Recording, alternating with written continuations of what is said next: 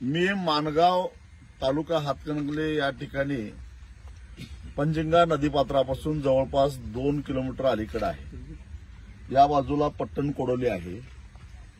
हा जो ज्या ठिकाणी मी उभा आहे या ठिकाणाहूनच शक्तीपीठ महामार्ग जाणार आहे।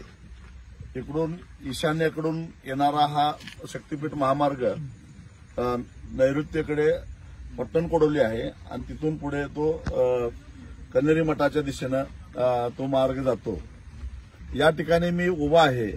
नदी पात्रापासून 2 किलोमीटर लांब असलो तरी सुद्धा पंजिंगा नदीच्या पात्रातलं महापुरामध्ये पाणी इतकं पसरतं।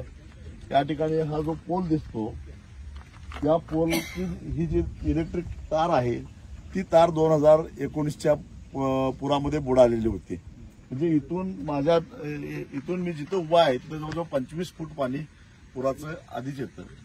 म्हणजे शक्तीपीठ महामार्ग जेव्हा इथून जाईल त्यावेळी इथं जवळपास 40 फुटाचा तरी भराव पडणार आहे। कमानीची पुलं बांधणार आहेत हे सगळं खोटं आहे। नदी पात्रापुरतं कमानीची पुलं बांधतात पण पात्राबाहेर जवळजवळ 3-3 किलोमीटर, कारण इथून अजून 1 किलोमीटर पाणी इकडे पसरतं। म्हणजे नदी पात्रापासून जवळजवळ 3 ते 3.5 किलोमीटर पाणी पसरलेलं असतं आणि त्या पाण्याची खोली जवळपास 15 फुटापासून ते 25 फुटापर्यंत असतं। म्हणजे एवढा भरावा टाकावा लागणार आहे आणि एवढा भराव टाकल्यानंतर जेव्हा कोल्हापूरच्या दिशेनं इकडे पूर्वेकडे पाणी पंजिंगीचं येतं, उजव्या बाजूला माणगाव आहे तिकडे 3.5-4 फूट 4 किलोमीटर भराव आला, पलीकडे पट्टण कोडोली आहे तिकडे 3 किलोमीटरचा भराव आला आणि हा भरावा डोंगरासारखा पाणी अडवतो आणि त्यामुळं त्याचा परिणाम माणगाव असेल, चोकाक असेल, रुकडी असेल, हेरले असेल, हालोंडी असेल, शिरोली असेल, कोल्हापूर शहर असेल, नदीच्या पलीकडे म्हटला तर गांधीनगर, चिंचवाड, वळीवडे, वसगडे, या पट्टण कोडोली या गावांना पुराचा मोठा फटका बसणार आहे। अशा पद्धतीनं संपूर्ण कोल्हापूर जिल्ह्यामध्ये जे काही वेगवेगळी पुलं होतात, एक नांदणीचा उपशाखा जी नरसेवाडला जोडते, त्याच्यानंतर हा शक्तीपीठ महामार्गाचा हा भरावा आणि त्याच्यानंतर कालच मी दाखवलेला बालिंगे येथील पुलाचा जो भरावा आहे, ह्या सगळ्याचा जर विचार केला तर जवळपास कोल्हापूर जिल्ह्यातल्या 20% ऊसाच्या उत्पादनावर त्याचा परिणाम होणार आहे। कारण 2-2 महिने जर का पाणी तुंबून राहिलं तर ऊस शेती होऊ शकत नाही। पण एवढ्या साऱ्या म्हणजे ज्यांची जमीन जाणार आहे ते तर बर्बाद होणार आहेच, पण ज्यांची जमीन जाणार नाही ते या महापुराच्या महापुरामुळे बर्बाद होणार आहेत।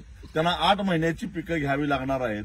मग मला सांगा की हा शक्तीपीठ महामार्ग नेमका कुणाच्या फायद्याचा?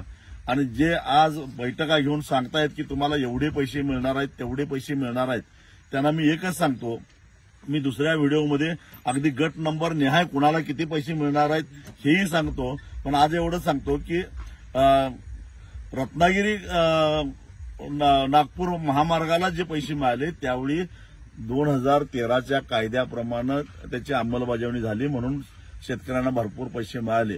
परंतु 2022 मध्ये जी दुरुस्ती झाली त्या दुरुस्तीनंतर सक्तीच्या भूसंपादनामुळे एकतर तुम्हाला नकार देता येणारच नाही, पोलीस बंदोबस्तामध्ये तुमची जमीन ताब्यात घेतली जाईल आणि जी काही चौपट म्हटली जाते हा हायवेच्या बाजूला रेडिएटर जास्त असतो आणि आतल्या बाजूला जमिनीची किंमत शासकीय मूल्यांकन कमी होतं, त्याच्या चौपट केला आणि त्यातनं 20% कपात केली तर आज जो बाजारभाव आहे त्या बाजारभावाच्या आसपास सुद्धा ती किंमत जात नाही। याचं कारण मला वाटतं की या परिसरात आता 30 लाख रुपये एकर जमीन असावी, 35 लाख रुपये एकर आहे, पण इथला जर रेडिएटर काढला आणि त्याची चौपट केली आणि त्याच्यामध्ये जर का 20% कपात केली तर हे 20 लाखापर्यंत सुद्धा जात नाही। म्हणजे इथली जमिनीची किंमत सुद्धा नीट मिळत नाही आत्ताची बाजारभाव, आणि म्हणून त्याच्यामध्ये सगळ्यांची बर्बादी आहे आणि त्यामुळे शेतकऱ्यांनी वेळेवर सावध झालं पाहिजे। हा प्रश्न केवळ शेतकऱ्यांचा नाही आहे, कारण साधारणपणे गावाबाहेर ही गोरगरिबांची वस्ती असते आणि जिथं पाणी येतं त्या ठिकाणची जमीन स्वस्तात मिळते म्हणून गरीब माणसं घर बांधतात. धाब्याची घरं असतात, सिंगल मजली घरं असतात. जेव्हा पुराचं पाणी येतं त्यावेळी घरातलं भांडी कुंडी सामान घेऊन महिनाभर त्याला घर चढवावं लागतं. आणि जे पैसेवाले आहेत ते उंचावर घर बांधतात, दुसऱ्या मजल्यावर साहित्य ठेवतात, पाहुण्याच्या घरात जाऊन राहतील, हॉटेलमध्ये राहतील. पण गरिबांनी काय करायचं?